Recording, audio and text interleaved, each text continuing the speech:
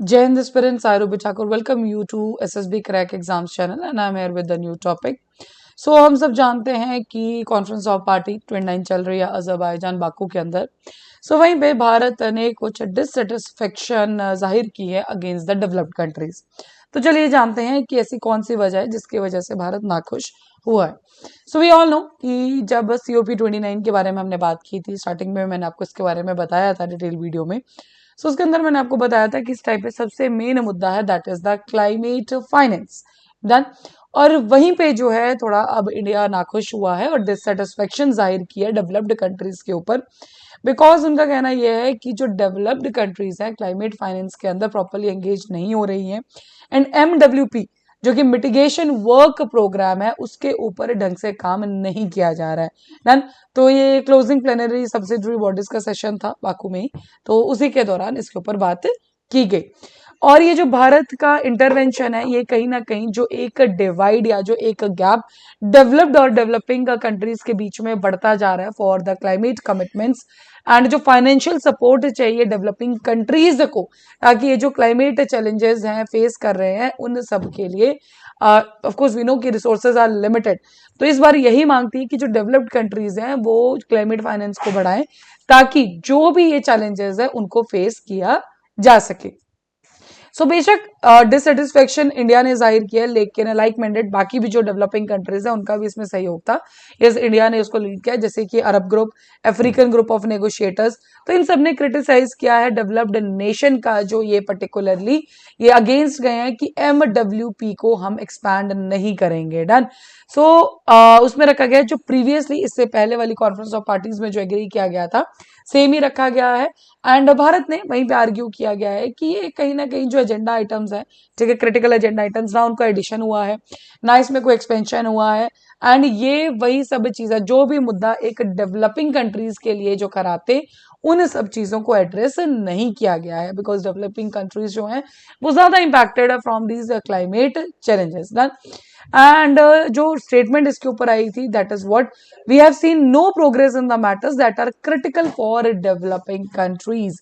Are part of the world is facing some of the worst impact of climate changes with far lower capacity to recover or adapt these changes for which we bear little responsibility. तो उनका कहना ये है कि जो हमारे मुद्दे थे जो डेवलपिंग कंट्रीज के इश्यूज थे उनको एड्रेस नहीं किया गया. हम वो पार्ट ऑफ द वर्ल्ड है जो इस टाइम पे क्लाइमेट चेंज से ज्यादा जूझ रहे हैं, प्लस हमारे पास लोअर कैपेसिटी है कि हम उसके साथ रिकवर कर सके. अडेप्टेशन का भी हमारे पास कोई ऑप्शन नहीं है. और ये सब जो इट्स नॉट कि हमारी अकेले रिस्पॉन्सिबिलिटी है, जो डेवलप्ड कंट्रीज है क्लाइमेट जो खराब किया गया that is by all. Done. तो जो लिटिल रिस्पॉन्सिबिलिटी है हमारी डन, लेकिन फिर भी हमें इन सब चीजों से ज्यादा चैलेंज हमें ये फेस करने पड़ रहे हैं. इंडिया ने क्रिटिसाइज किया है डेवलप्ड कंट्रीज को कि उन्होंने इनकॉर्पोरेट नहीं किया कि और ज्यादा मिटिगेशन पैरामीटर्स उसके अंदर डाला जाए जो कि COP28 के ग्लोबल स्टॉकटेक में डिसाइड किया गया था. एंड जो एक श्रम शेख COP27 में जो कमिटमेंट थी फॉर ऑल दीज मिटिगेट जो ये पैरामीटर्स है उनके लिए ग्लोबल स्टॉकटेक के लिए, तो ये उन सबके साथ जो है आपने कॉर्पोरेट नहीं किया. तो यस, इंडिया या फिर बाकी डेवलपिंग नेशंस भी इससे खुश नहीं. इंडिया डेलीगेशन यहाँ पे ये स्ट्रेस किया है कि जब MWP को एस्टैब्लिश किया गया था तो एक क्लियर मैंडेट था कि यहाँ पे डायलॉग किया जाएगा, एक्सचेंज ऑफ आइडियाज होगा. ऐसा नहीं है कि आप हर बार आएंगे नए नए टारगेट्स दे देंगे, गोल्स दे देंगे और एक पर्टिकुलर नेशन की नेशनल सोवरेनिटी को अपोज करेंगे. साथ ही में आप अनरियलिस्टिक कमिटमेंट्स यहाँ पे बोलेंगे. नो, जब मिटिगेशन पैरामीटर्स को यहाँ पे बात किया गया था इस प्रोग्राम को, मिटिगेशन वर्क प्रोग्राम को, उस टाइम पे एजेंडा ये था कि इस डेवलपिंग कंट्रीज को यहाँ पे जो है सपोर्ट दिया जाएगा, जो चीजें वो फेस किया जाएगा तो एक आइडियाज एक्सचेंज हमें देखने को मिलेगा. तो उनका कहना ये है बट यहाँ पे कुछ और ही हो रहा है, जो ट्रू जिस चीज के लिए डेवलप किया गया था वो चीज एड्रेस नहीं की जा रही है. Outcomes of mitigation work program are meant to be non-prescriptive, non punitive and facilitative, ये इंडिया का कहना है. They must respect nation circumstances. और जो आप जानते हैं कि हर एक नेशन को इसके ऊपर नेशनली डिटर्मिन्ड कॉन्ट्रीब्यूशंस देने होते हैं, गोल सेटअप करने होते हैं कि वो पेरिस एग्रीमेंट के साथ अलाइन करके आने वाले सालों में क्या चीज अचीव करेंगे. तो इसके अंदर आपको जबरदस्ती कोई कमिटमेंट नहीं लेनी है, गोल नहीं लेना है, कंट्री की डेवलपमेंट को भी ध्यान में रखना है एंड उसी के हिसाब से जो अनरियलिस्टिक गोल सेटअप नहीं होने चाहिए. इंडियन डेलीगेशन ने फर्दर कंडेम किया है जो एक एडवांस फॉर्म है अटेम्प्ट की बॉटम अप अप्रोच जो थी पेरिस एग्रीमेंट की, एंड वो चाहते हैं कि अब इसको टॉप डाउन डायरेक्टिव, इस चीज को भी क्या किया गया है, कंडेम और रिजेक्शन दिया गया है। सो भारत का ये जो स्ट्रॉन्ग स्टांस था COP29 के अंदर, सो यस ये एक दर्शाता है ब्रॉडर सेंटीमेंट को, डेवलपिंग कंट्रीज के बीच में यूनिटी को, and it's not about only India कुछ वहां पे रिजेक्ट किया है, इसके अगेंस्ट बोला है, but yes this is the बाकी भी जो डेवलपिंग कंट्रीज है उनका इसमें पूरा का पूरा सपोर्ट था कि हमारा भी यही कहना है ना।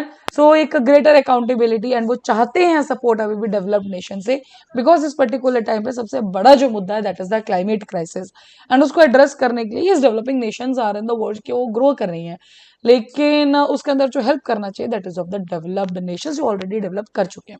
So that is all for this particular update. अभी आपके स्क्रीन पे कोर्सेज फॉर SSB इंटरव्यू हर महीने बैचेस बैठते हैं, आप ज्वाइन कर सकते हैं। साथ ही we are having the courses for NDA CDS FCAT, you can enroll in this particular courses, और जब भी आप एनरोल करें उस टाइम पर discount code that is the warrior 10 आप यूज करना ना भूलें।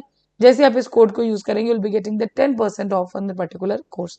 So that's all for the day. Thank you so much for watching this video lecture. जय हिंद, जय भारत। अगर आप एक डिफेंस एस्पिरेंट हैं और SSB interview, NDA, CDS, FCAT जैसे एग्जाम्स के लिए प्रिपेयर कर रहे हैं तो आप SSB क्रैक एग्जाम्स के कोर्स को चेक करना ना भूलें। आप हमारी लर्निंग एप्लीकेशन को Google Play स्टोर से भी डाउनलोड कर सकते हैं।